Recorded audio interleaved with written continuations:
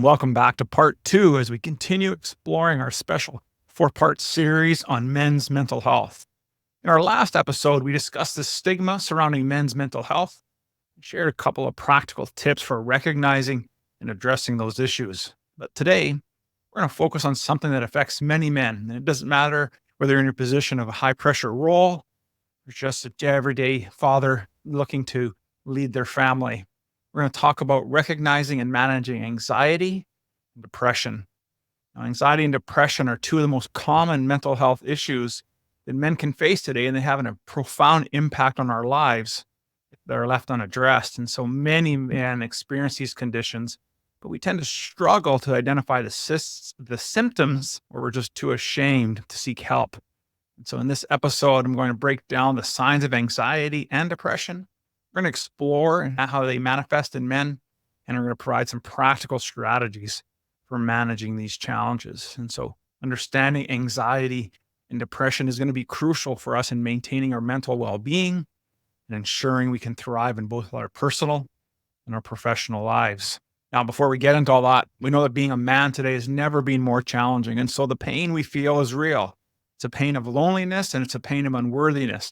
And it's all masked because of our anger and our resentment. And it's all because we are uncertain. We're afraid to take that next step. And so if you're tired and fed up with where you're at, then I'm going to ask you to start your hero's quest. It's where you can become more, accomplish more, and live more than ever before. Just go to membersawakenman.net and start your quest today. And with that, let's get on with today's episode.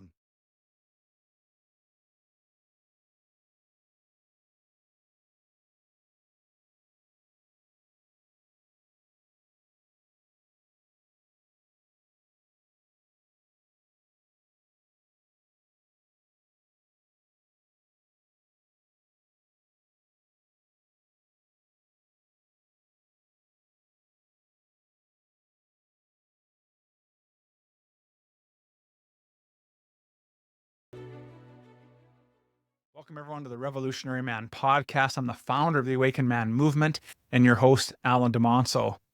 I'm going to start today's conversation with asking you to think about your own mental health. Have you ever felt persistently worried or on edge without knowing why? And how do you usually handle those feelings? Second question I'd like you to consider is, have you ever experienced periods of intense sadness or loneliness, maybe helplessness or hopelessness? And what strategies do you use to cope with these emotions? It's really important that we dive into this information here today as we recognize that managing our anxiety and depression is key to us living healthy and fulfilling lives. And so men can tend to be put off this kind of support. And it's because we think that we're supposed to be tough and self-reliant and able to manage our pain and take charge of situations. But the fact of the matter is that's not always the case. So this can make it really hard for us to acknowledge that we have any health issues, let alone mental health issues, and let alone that any of this affect not only our social and our emotional well-being. And just so you know, the stats today are saying that 1 in 5 men will experience anxiety at some stage in their life. And so anxiety is really a lot more than just having sweaty palms or butterflies in our stomach. And symptoms of this of anxiety really include ongoing feelings of worry and fear and thinking about impending doom, that project you need to get done and thinking that it's just not going to work out. And these can be really severe if they interfere with our ability to work, maintain our relationships, even get a good night's sleep. So how do we know exactly when anxiety is kicking in? And while I've given you a couple of ideas, here's some other things for you to consider. For many men, anxiety is going to manifest physically in our bodies. It'll be things like our pounding or a racing heart. As I mentioned earlier, excessive sweating, muscle tension, restlessness, or agitation.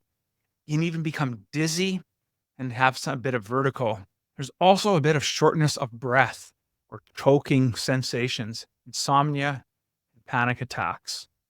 Let's stop and think about that for a second. I know for me, when anxiety starts to creep up, for sure, it's shortness of the breath. It's almost the feeling of hyperventilating. And yes, sometimes It's maybe not the excessive sweating for me, but it'll be excessive saliva, and I'll feel like I'm choking and I can't get those words out. And so it's important that we recognize that this is starting to happen for us. What about emotionally? What signs can we consider that maybe anxiety is starting to creep up for us emotionally? Well, for men, it's much different than it is for women. And for us, when we start to worry too much about things that could go wrong, we get these feelings of dread. We have challenges concentrating on the task that's sitting at hand. And so we'll become avoidant. We'll have this catastrophic thinking that, the world is going to end. We can also become irritable or get edgy on what's happening. And this is very common for men and how it will show up. And then we can become overly vigilant towards danger. So we become even more cautious. If you're a risk averse person to begin with, and started getting into bouts of anxiety, can make it even more challenging to take that next step. And on the other side of the coin, there's the absent-mindedness as well, the fear of losing control, thinking about what's happening in your life. Now, of course, there's many other things that can show up, but here are some basics, ideas, some things that you can pay attention to that might be happening for you that help understand when anxiety is starting to creep into your life. So it's important to recognize these signs and understand that anxiety is not just going to be a mental state, but it is going to have a tangible effect on how it shows up in our bodies. And so the American Psychological Association, the APA, says that chronic work-related stress can be a leading cause to anxiety disorders, which are among the most common mental health issues affecting men today. And I'm not surprised to hear that, especially in a society where everything is about doing more and being and accomplishing more. How is that different than what I'm talking about in our hero's quest? In the hero's quest, when we talk about becoming more, living more, and being more, it's about an internal. It's about living a fulfilled life. It's not about the external drive, the external accoutrements of life society would like you to have. Because let's face it, we can have all the riches in our world that we would ever desire, but it doesn't necessarily make us happy. And so being able to balance and understanding where we're sitting, where we reside in that, and what meaning brings to our lives is the key to us unlocking a more fulfilling life. So let's talk a little bit about depression. While depression is normally going to be associated with sadness and hopelessness, it's also manifests itself also as being irritable and having anger in it. And so unnecessary risk taking will also occur for us. And it's an increased alcohol and drug use in men. And one of the things that I recognize in doing research on men's work is that we tend to lean to do those. When depression comes in, we'll fall into some pretty dangerous and severe vices, whether that be drugs or alcohol or pornography or anything that takes our mind away, that distraction, not in a healthy way, can cause us be in a position of depression. So we don't have to necessarily be sad all the time or have any feelings of hopelessness. They may be subtle, but how we are allowing ourselves to be distracted can be a huge indication that something else is going on for us. And so like anxiety, there's going to be some physical signs of depression in men, and it's going to show up in lots of different ways. And so one of the ways is a loss of energy. We become really lethargic or we get exhausted early. And this is a different type of exhaustion. It's not like if you decided to start working out, and one of the things that's been a challenge for me is maintaining a consistent regiment of physical health and physical fitness. Sure, I'm tired and exhausted after, but this is a type of exhaustion that we're talking about here, is that really draining feeling, that feeling of barely being able to get out of bed. It's a little bit different of type of feeling. We'll have changes in our appetite. Maybe we choose to not eat as much or we overindulge. Changes in our sleep patterns. So again, so this is where maybe some insomnia starts to show up, become very restless in our sleep. Another big thing for men would be a loss of sex life and our sex drive, especially if you're encountering if you're having issues or encountering anything to do with erectile dysfunction. And for many men, this is something as we age can become quite challenging for us. We no longer have that ability to be able to be as intimate as we'd like to be. And so how we frame our lives around the bedroom can really have a negative impact in how we show up and cause some depression. And so there's lots of information and work on that. And maybe I'll need to do a podcast specifically on that aspect. And of course, watching and paying attention to how we're incorporating drugs and alcohol into our lives. And if you're the type of person that enjoys to have a drink now and then or on a weekend, and now it's becoming more of a daily occurrence and it's not just one, it's multiple, might be an indication there's things that you need to address and you just haven't done that just yet. And so emotionally, the signs are going to show up for depression is going to be somewhat similar to what we've seen with anxiety, just on a different scale. And so we're going to have this feeling of sad, or we're nervous. We'll also lose interest in things that we used to enjoy, things that brought us pleasure. And again, we talked about earlier about feeling irritable or angry. And when it gets to an extreme, it can even turn into violence. And so if it's showing up that way for us and we're becoming very, very physically violent, then we need to really take a moment to really address what's happening there. It can also be the other side of the coin. Maybe you're not that type of person where you're leaning towards more of the violent. You can become very withdrawn. And as someone like myself who is an introvert and I enjoy my alone time, being too alone, or the next piece is being isolated and isolating ourselves, can really be detrimental to our mental health and mental well-being. And so that's why it's important to recognize the nuances and the shifts that's happening for you. Not that it's something that you consistently do, but is it starting to be elevated and expanded to a much larger degree? There's also the feelings of being worthless or guilty and hopelessness, taking some unnecessary risks. So the two ends of the spectrums for guys. And so I really believe that depression starts to exacerbate those spectrums of how we are. If you're that type of gregarious person, maybe it's being more gregarious. It's being more of that risk taker. It's really expanding and showing out itself to the world. Whereas if you're more of an introvert like I am, maybe you're becoming more reclusive, taking less and less time. You don't want to spend time with people. And so really pay attention to how that's showing up for you, because it is an indication that you might be battling through something. And of course, ultimately, with depression, you'll be thinking about death and suicide. And there's lots of statistics out there. And the latest ones that I've recognized is that, men are 4 times more likely to commit suicide than women. And the reason for that is because we're going to take a much more dramatic stance on that, or a much more dramatic action towards it. And so when we do that, it can be very impactful for ourselves, obviously, but also the ones that we leave behind. And so depression can present itself in men very differently. And so we already talked about how it looks like with anger and aggression, risk taking, and it's really helping us to understand that these differences are really crucial in how we recognize what's happening for ourselves. And so you may see this behavior in other people, friends that you are close to, that they're just slightly different than what they've been showing up before.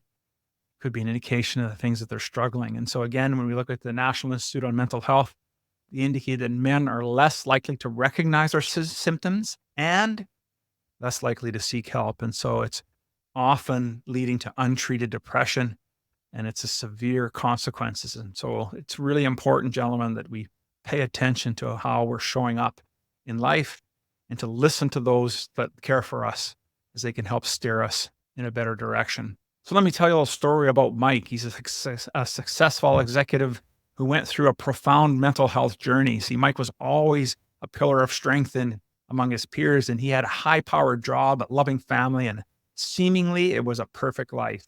However, Mike was struggling. The constant demands of his job and the pressure to provide for his family left him feeling drained and anxious. And he started experiencing panic attacks, which he initially dismissed as minor stress. And so as time went on, Mike's anxiety worsened. He began to feel a deep sense of sadness, hopelessness. And so he lost interest in the activities that he used to enjoy. and his performance and work, of course, began to suffer. So Mike isolated himself because he felt ashamed of his feelings and believing that, hey, if I admit that I'm struggling, that it would make him appear that he's weak. And so then one day after a particular intense attack, Mike realized he couldn't continue ignoring his mental health anymore. And so he decided to confide in his wife. And man, that's pretty powerful to do that. And who not only was incredibly supportive, but encouraged him to seek professional help. So Mike reached out and he found a therapist who helped him understand his anxiety and his depression, taught him a few coping strategies. The therapist also recommended that Mike join a men's group where his journey could be shared with others. So he give him a sense of community and understanding. And so as the Hindu proverb goes, help thy brother's boat across, and lo, thine own has reached the shore. And so through therapy and the men's group, Mike learned importance of self-care, about setting boundaries and the power in brotherhood. And so over time, Mike's mental health improved significantly. He became more open about his journey and started to advocate for mental health and awareness, not only in his workplace, but with his brothers as well. And so his transparency inspired many of his colleagues to prioritize their mental health and to seek help whenever needed. So Mike's story is a powerful one, and a reminder that all of us, that it's okay for us that we're going to struggle in life, and it's okay if we need to ask for help, and that taking care of our own mental health doesn't make us less capable. It makes us stronger and much more resilient. That's what I appreciate about the story of Mike's story, is that really he took ownership and responsibility for where his life was at. And he needed the encouragement of his spouse to help him do that, as well as with a group of men. And so it's a key point in what helped Mike on his transformational journey. And so there's lots of things that we can do to look after our health and our well-being. So we're going to find an approach that really suits best for you. And so here are a few practical tips for managing anxiety and depression. One of the things that I've become more and more a fan of is deep breathing exercises. And matter of fact, today I was working with John Eldredge's app of Pause. It gives an opportunity and a reminder twice a day to take a breath, to slow down. And so practicing deep breathing can calm our nervous system. It's one thing that I really personally enjoy. And even using John Eldredge's work, there's stuff like Wim Hof's breathing method is also a great opportunity to help you get centered. The point here is to do some form of deep breathing exercise. Mindfulness and meditation, these are great practices to help us stay present and will help us reduce our anxiety. Physical activity. Of course, the more active we can get, the more of this energy we can expend and we can move and shift in our bodies. And so regular exercise does boost our mood and it helps us reduce stress. And then there's this other exercise that I came across most recently that I really enjoyed and have started to also implement, and I'm going to call it the trips. It's another quick exercise, and I think that for most of us that we can do just about anywhere. So it starts with when we have this feelings of anxiety and starting to come up for us, just look around us and we can name 3 things that we see in our environment, and then name 3 sounds that we hear in our environment. And then finally, move 3 of your body parts. Could be wiggling your toes, your fingers, ankles, and arm.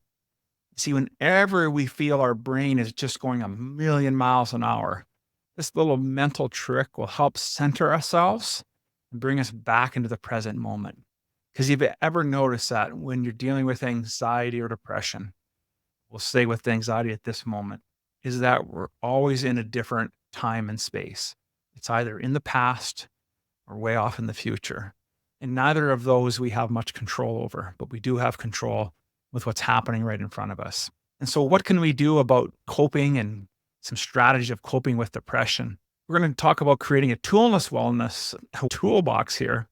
But before that, I just want to read this quote from Marcus Aurelius, who was a great Stoic Roman emperor. And here's what he says about nature and depression. Nature did not blend things so inextricably that you can't draw your own boundaries. Place your own well-being in your own hands.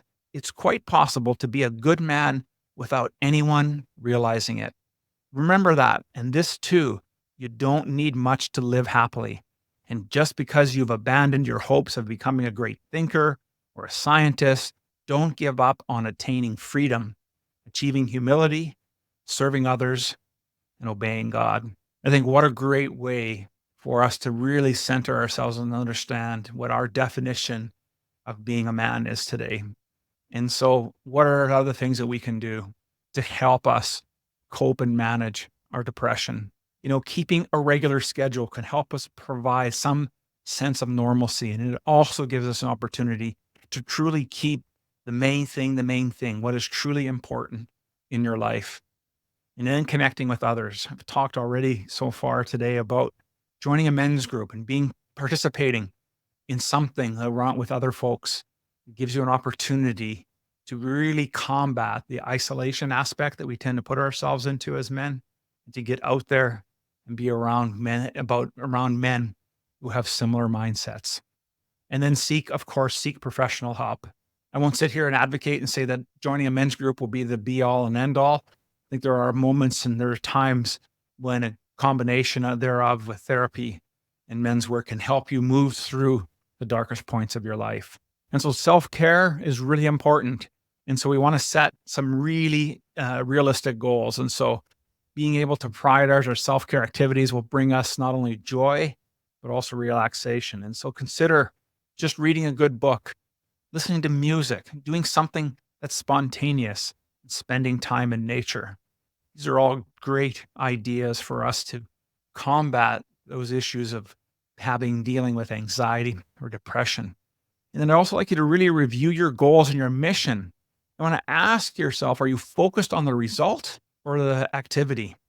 Because when we focus on the result, it can cause us stress, and to elevate the past would be a helpful stage in our lives. And so we want to move through what is happening for us. If we consider that we're just focused on the results, then it's outside of our total scope of control. But if we stay in the present and focus on what we can do now, it's going to help us avoid this feeling of being overwhelmed, this feeling of not being good enough, this feeling of not being worthy enough. And so when we stay present, we have an opportunity to move ourselves forward. Now, I've indicated there's lots of different resources out there to help you on this journey, from therapy and support groups. There's online resources, and there's even our group mentoring program. Group program is the Band of Brothers. And so we're a group of ordinary guys working towards living extraordinary lives. So just go to members.theawakenedman.net, take the free questionnaire, and see if Bob, that's what we like to call it, Band of Brothers, is a good fit for you. It's an important first step that you can take in really understanding on where you're at in life, and helping getting yourself get on track. And so as we wrap up today's episode, I want you to remember that recognizing and managing anxiety and depression is crucial for our mental well-being. It's a continuous process that requires attention and effort, but the benefits, I'm telling you, are immeasurable. So I don't want you to hesitate and reach out for support. Whether you're going to ask a friend, talk to a friend, or seek professional help, or using tools like our Band of Brothers, it's your mental health that impacts every aspect of your life, from your work to your relationships. So remember, brothers, you're not alone. We're all in this together. We're striving to be the best versions of ourselves. And so I want to say thank you for tuning into the Revolutionary Man podcast. Hope you found our today's discussion to be insightful and empowering. Just join us next week, because we're going to go into part 3 of this men's mental health series. We're going to explore building resilience and developing healthy coping mechanisms. Don't forget to hit subscribe, leave a review, and share this podcast so others might get the opportunity to benefit from what you're hearing today. Until next time, take care of yourself, my friends, and stay strong.